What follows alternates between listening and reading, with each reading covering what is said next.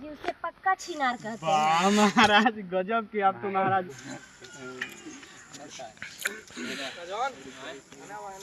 और गाना है चलो ये अपने दर्शकों के लिए एक और गाना गा दीजिए थोड़ा। के तनु मनावता निसोई न माने तोनिया तो समर बनी यही से न ताके। अरे के तनु मनावता निसोई न माने तोनिया से समर बनी यही से न ताके।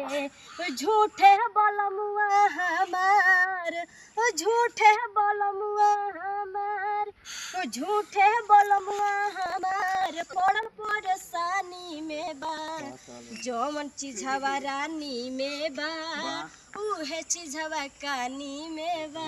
जो महाराज अच्छा गाना कितना दिन से गाना तो मैं 2 साल से गा रही हूँ। 2 साल से जी किसको देखकर गाना लाइन में आ गए? ये सिंगल लाइन तो देखिए मुझे शौक नहीं था पर जो घर के मजबूरियाँ है इसीलिए मुझे सोशल मीडिया पे अच्छा कितना दिन से अभी ये सब काम कर रहे हैं?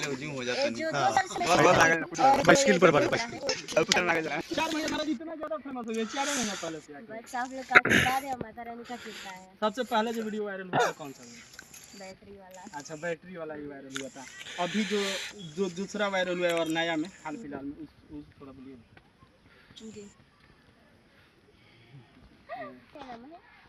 मेरा नाम अभी नहीं बाद में तू हमके भूला गइला तभी पगली तोह पे ना मरी कि जाए राकेश तू हमके भूला गइला तभी पगली तोह पे ना मरी। आ तू सोचो तारा हमार दिलवा तोड़ के बड़ा पुण्य के काम कइले बानी तो तोहरा दिलवा में प्लास्टिक के पिलुआ पड़ी। अरे महाराज एक विवेक नाम पे हो जाए कि गम तो दिल में बहुत बा चेहरा पर खुशी लेके चली ले कि गम तो दिल में बहुत बा आ चेहरा पर खुशी लेके चली ले।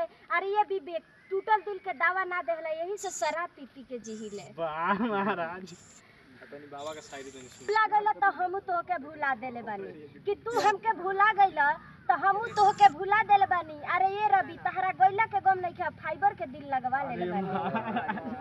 फाइबर बताइए अगर लड़का आप बोल रहे हैं कि सांवला लड़का पसंद है क्यों सांवला लड़का पसंद है? देखिए सांवला लड़का जो है वो दिल के अच्छे होते हैं और अच्छा मान लीजिए कोई गोरा लड़का आपको चाहता हो कहाँ जाएगा? नहीं वो गोरे लड़के जो होते हैं वो बहुत कंजूस भी होते हैं और जो अपना मेहर छोड़ के दूसरे कोई पे लाइन मारते हैं और मतलब बहुत ज्यादा। तो महाराज गोरका लड़का कहाँ जाइए सन जो लोग का पसंद कर सन? नहीं देखिए प्लीज आप लोग सपोर्ट कीजिए हमें और सिंगिंग के माध्यम से शायरी के माध्यम से।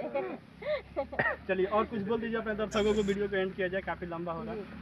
सास पिए बीड़ी ससुर पिए गाजा सास पिए बीड़ी ससुर पिए गाजा पाउच पी के भसुर को है कोरा में समा जाए चंदन घरे आ जाए ये चंदन घरे आ जाए राकेशवा महरल चाहे मा जाए चंदन घरे आ।